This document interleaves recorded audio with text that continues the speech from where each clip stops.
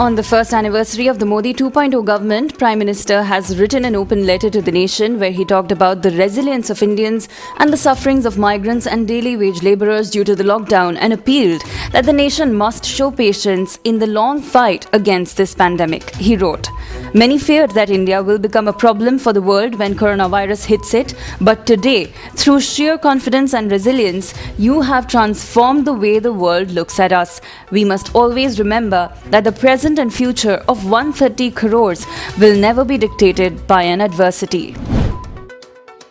India reported the biggest single-day jump in the number of new coronavirus patients and deaths in the last 24 hours, taking the total to 1,73,763 cases and 4,971 deaths. In the last 24 hours, 7,964 new patients were registered and 265 patients died.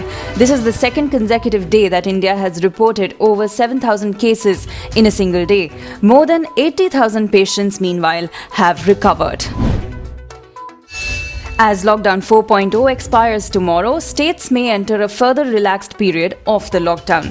States will likely be able to decide on permitting malls, restaurants to function, and the reopening of places of worship. But no religious event or gatherings will be allowed at religious places. Places of entertainment or dining will also have to follow strict social distancing. Strict curbs are also likely to continue in containment zones.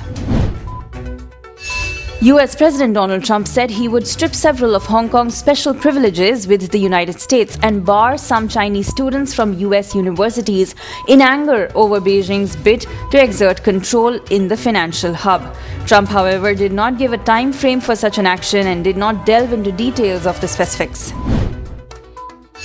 US President Trump said he was severing US ties with the World Health Organization, which he says failed to do enough to combat the initial spread of the novel coronavirus. Trump first suspended funding to the UN agency a month ago, accusing it of mismanaging the global pandemic. He has in the past accused the WHO of being a puppet of China and said the funding freeze would become permanent unless it made substantive improvements.